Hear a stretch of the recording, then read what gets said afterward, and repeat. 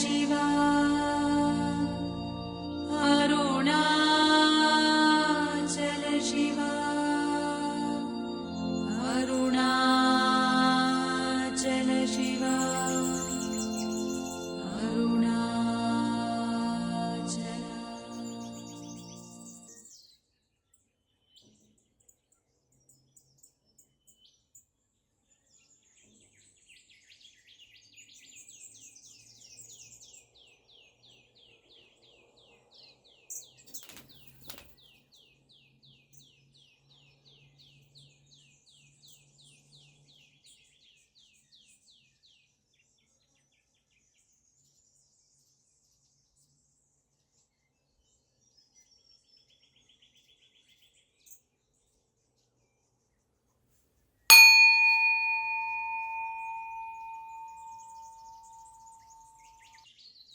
How to reach that?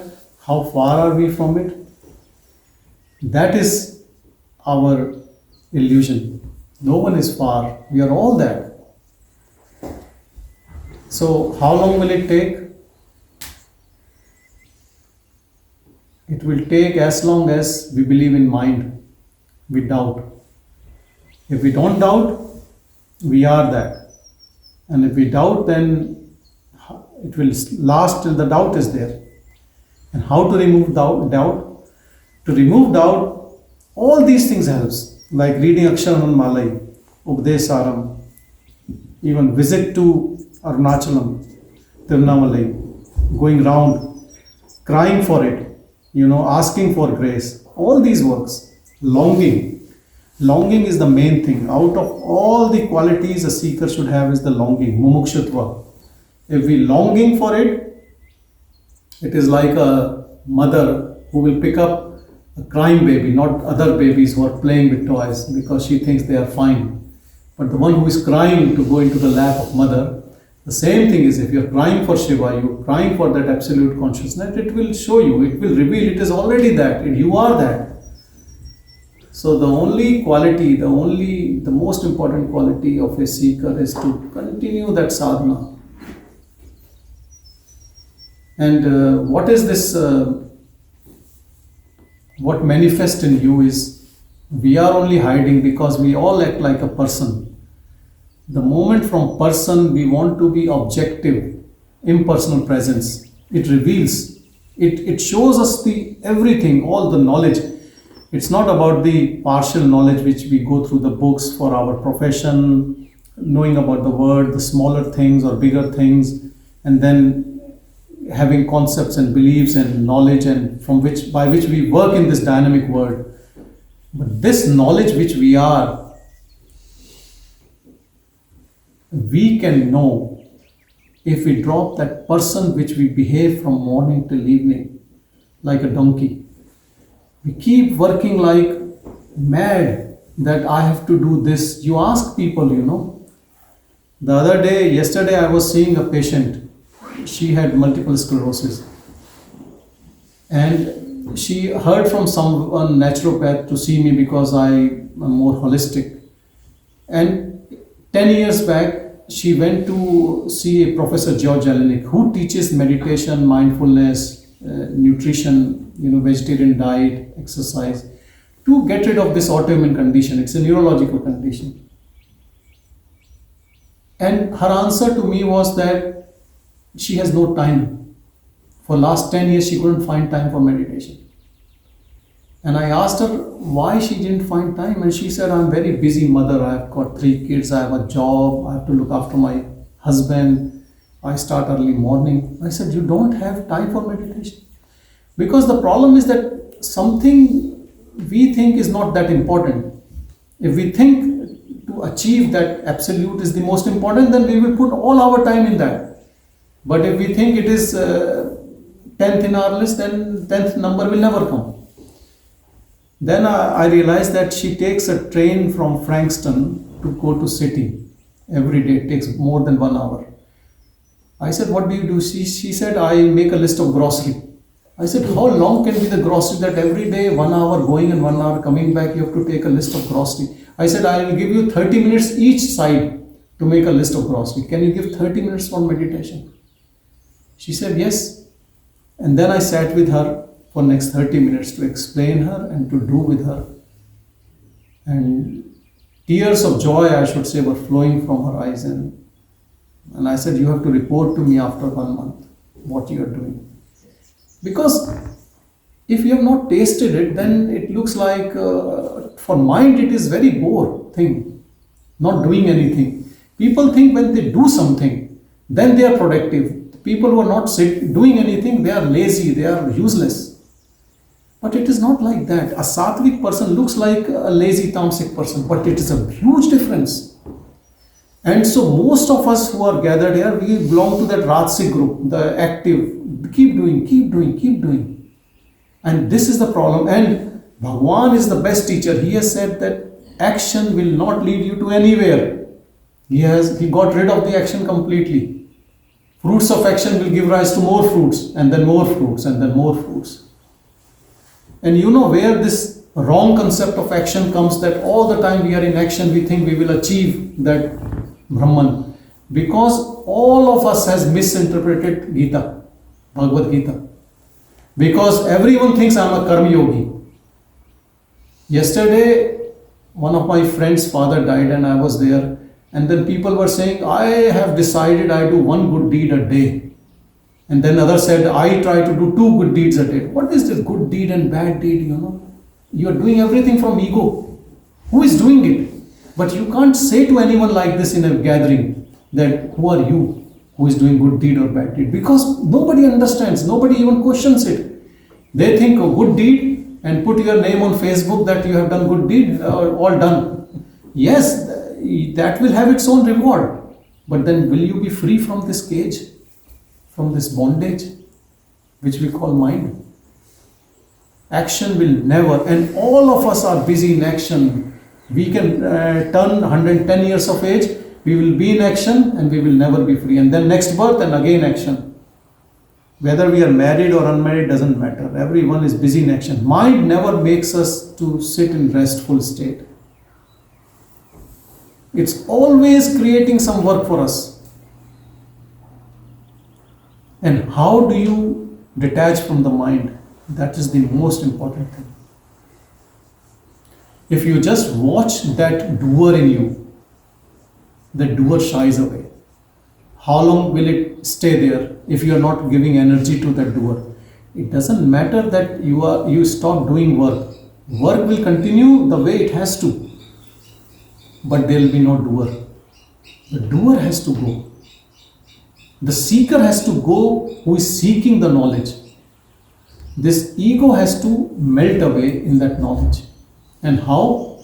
Not by doing anything, by just observing, by being the witness, Sakshi, Drashta. Just observe it without judging it. Whenever we are doing something or in between people, we start working from a person mode. Someone says something to me and argument can happen, or I will say, no, this is not like this is like this. Or you know that if you watch it carefully, if you are a good sadhak, you will understand when you turn into the person mode. And the moment you understand, that person mode actually dissolves and you stay like a presence. And that is the practice. Sadhak. What is sadhana? Sadhana is again and again and again practice and practice and practice and practice. And what is the practice? Paying attention to that awareness which is non-doer, which is just watching, which is just a witness, which is never involved. Actually, the wrong concept what we all have is that we are this body-mind. And we will not survive if we don't feed this body properly and do exercise and get some wealth and have some name, have some security. This is the wrong concept. We all try to please this body, and this body is going to leave sooner or later. It will dissolve, it will be dust. Like all the people who are dying all the time, every second someone is dying. And we give so much of importance to something which is going to disappear soon. And we don't give importance to that what we are. We have forgotten our true self. And all Bhagwan's teachings, if you see, is knowing that. And how to know is to observe that silence within. Because that God in us, that godly principle in us, it never says anything. It never speaks out anything. If you want to know it, you have to be it. This is what Advaita is. Advaita means non-duality. There are not two people in us. We think we are two people because we work at person mode. That person is completely fake. Advaita is not a theory, it is not a concept, it is the reality. There is nothing else. Even if you are a bhakta and then there is a God, eventually you have to give up that sadhana for a second. It is sadhana for you only. Sadhana of that God within. And how? Either you surrender completely your ego and you melt away in that godliness, or you understand this, that you are that reality which is uninvolved. It looks like we are using this body mind and we are living in this body mind, but it's not true. We are there as that energy, Nirgun Brahman. You can call it Shiva if that works for you. Nirgun Brahman is attributeless. We are all attributeless. This body has come from the matter, like all this stuff has come out. Same is the body. Body is made up of all these things. Even the mind, which looks very subtle, is also made up of that. But that awareness, what we are, is not made up of any of these. And that's why to perceive it is to be it. Mind cannot reach it. Mind has no clue. But that attention, from where you watch the mind, you stay the witness, that witness. Soon you will realize that when you are that witness will take that formless awareness. And the moment it is your experiential knowledge that is formless awareness is you, then everything is finished. All sadhana, every practice, you don't need anything. Yes, sometimes because of our attraction towards the mind, the mind might still pull us if we have some desire, attachments, unfulfilled desires, that ego. But you can watch from that pure presence, and then that person or its habits doesn't matter. What you eat, how you dress up, you have a family or no family, or you have a job or no job, nothing matters, because you have moved from that personality, identity to that objectivity. And you can live a beautiful life like that. Then your whole time you are enjoying. Because anyway, if you eat something nice or some good thing is happening, you are not going to get sad because you are pure awareness. And anything bad will happen again, you will not be sad in that sense, because that joy of being contented and blissful like pure awareness, what you are, always keeps you contented and happy. So that cheerfulness, whether you look serious or not, doesn't matter out to outside world, but inside you are always happy, you are always content. That is the beauty of, otherwise why we would like to go for knowing that what we are, why this knowledge is important, to be happy. And happiness to an extent that there are people who have not even bothered about body, just like Bhagavan. Body is being eaten away, he is not even wearing clothes, he doesn't care about anything. Not just because he is lazy or he doesn't want to work, because he is in his bliss and he knows there is no point in going for anything in the outside world. And if whatever the destiny has given us or might even take away from us, doesn't matter when we know that we are awareness. And so satsang is a place where at least few beings gather together and we think about the God within and we try to reach that God. And what is the practice? What is the effort? Effort is to stay effortless. Effortless in the sense that not to be a doer for anything, from the smallest act to the biggest act.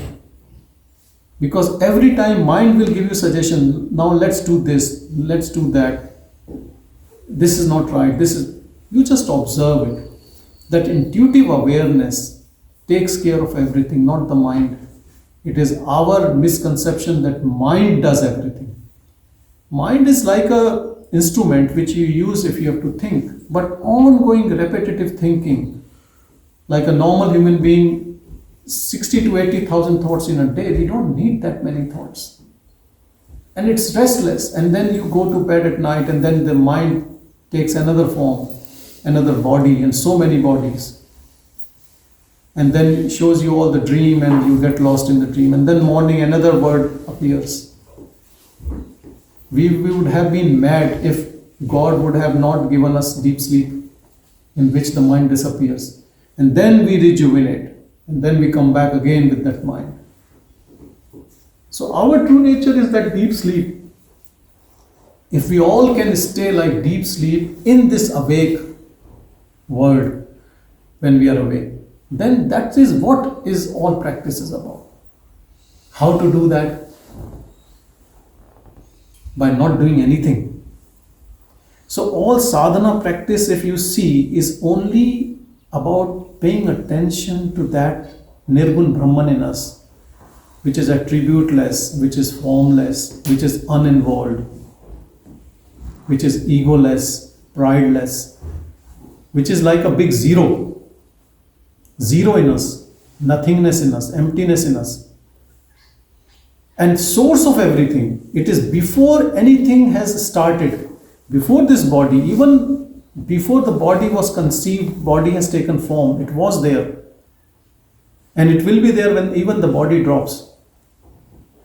It is not a concept, it is not a bookish knowledge, it is not your mere intellectual understanding. It should be your knowledge. By what?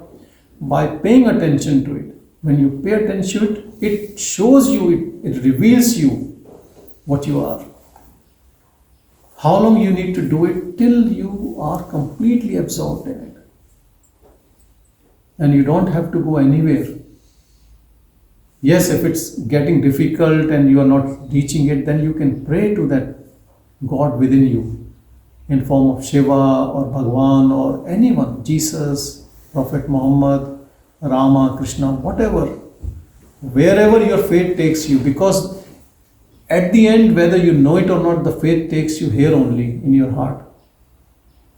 And when you reach there, by your prayers, by your longing, by your practice, by your attention, it reveals you. So longing should be that, the burning should be there. And that constant burning, and that burning should become like a big fire. If it is mild fire, then it will take maybe 50, 60 years, maybe few births. If there is no fire, then it can never happen. Because this thing is not going to happen by chance. Some people think in Bhagwan's case it was an accident. It was not an accident. See, whenever people ask Bhagwan that it happened in a flip of a second for you, he said because of prarabdha, because of my previous. But he never told anyone, he never wanted people to go through the previous births and all. He knew everything. But he never, like, who was he? Dakshinamurti, no? But he never wanted to reveal, he just kept quiet. He wanted people to practice. He always said practice, self-inquiry, self-attention. He never said that it will happen. You just go home, it will happen. Here is my ashirvad to you, my blessings, it will happen. You have to do it. For everyone he said, you have to do it. So we all have to do it. And to do it, to know it. And to know it is not to work from the ego mode. Give away this ego mode, person mode. And stay in that presence. And I will tell you, even life, whatever way it is going, good or bad, it only affects the person. It does not affect the awareness. No disease comes to awareness if you are aware. Awareness has no mind, so no negative thought, no positive thought, no thought. Always silence, pure silence, bliss. So how you will be sad if you are not the body, you are not the mind, and you know it. You are 100% experiential understanding. then how can you be sad? How suffering can never touch you. So this is the thing. And this beautiful opening within you, how can you share with it? I don't know. Maybe only when others are interested in it. You can't just go out and tell people, they think, oh, it's a madman. Call the ambulance.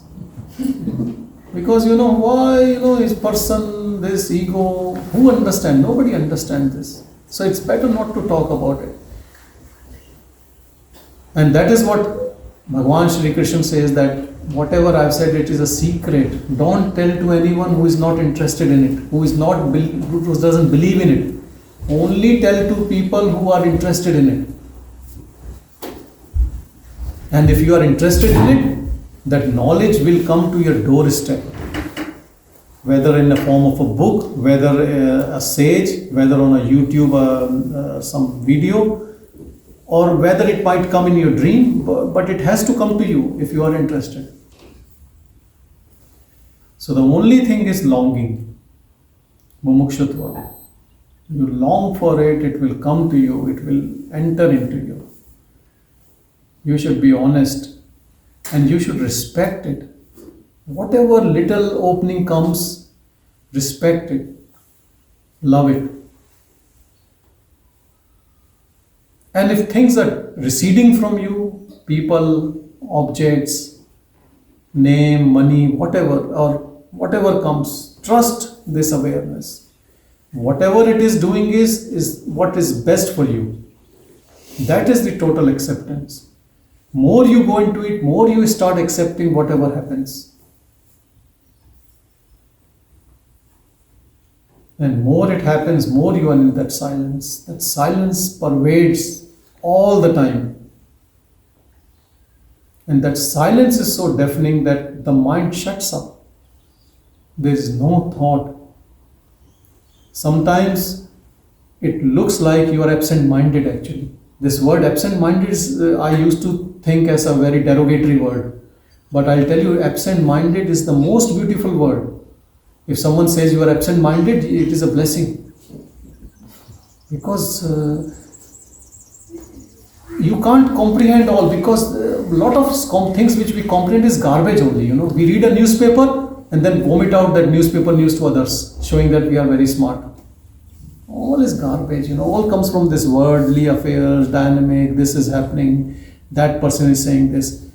And actually there is nothing happening. Like you wake up from a dream, then do you discuss dream? What happened in dream? If let's say in your dream there were other peoples also, you call them and say, oh, we had a dream, and every day you tell dream to others, they will think he's mad. That is what this worldly affairs are. The news is that dream only. Someone is telling you the dream in the news. And then there is no need for that news. You can be in that pure awareness. And then whatever unfolds, you accept. Or it is not even a matter of acceptance, because it is coming and you know it is coming because of so many minds, cosmic mind and people's minds. So things are happening, good and bad, and disease and suffering, and then joy and pleasure. So everything is happening. Everything is perfect. You know this, everything is perfect when you touch your own awareness. And just a simple method, observing the one in you which is fake, and not helping it, not getting engaged with it, not logging into it, just observing. And this power of observance comes with grace only. That grace from inside works, and satsang works, and all the knowledge works, and your longing works. And you sit in your own silence, and somehow with the pure understanding of this knowledge, even when it becomes your own experiential knowledge, that unfolding still continue to happen. This is something which is so interesting. It is not that the knowledge is there, but that personality, the body, the mind, it just keeps purifying it all the time. It's working even at night when you are in sleep. You are walking, you are washing dishes, it's working. Once you have opened that door of that pure bliss, it gets doing what it has to do. Just like your heart is pumping while we are sitting here, all the systems are working in the body. Same like that, same that awareness works in your body, in your mind. And what it does, it just purifies. It's like all the circuit is changing. Now new connections are made. And the connection, the cosmic awareness, and all that happens without your knowing. But how do you know when there are changes in the body, changes in the way you feel things, and things are happening, and nobody knows how it happens. And then what will happen? You will feel more, you will be having more gratitude for that awareness. And how would you thank that awareness? By whatever name you know. If you know Shiva, you know Rama, you know Jesus, you will thank. It is not that it will come to a Hindu or it will come to a Muslim or a Christian. It will come to only one who is a seeker. Seeker can be of no religion at all. It doesn't matter. So if you see whom Bhagwan belongs to everyone who is a seeker, who is a purest seeker, who is an honest seeker, who is not looking for a social company that we will do some bhajans and after that we will have some samosas and pakoras and tea and then we will go. So we had a good time. Just like a movie. You go to a movie, some people like movies, some people like bhajans. It is not like that. And that is the problem. There are millions of religious sects and groups and gurus and things are happening, and still there is so much of ego mode in politics and all. Why? Because no one is truly seeking that. If you're truly seeking that, it will reveal to you. There is no doubt. Let's sit in that pure silence which we all have, which is beyond our mind, which mind has no clue. That silence is Ramana. Silence is that Shiva, pure knowledge, pure bliss.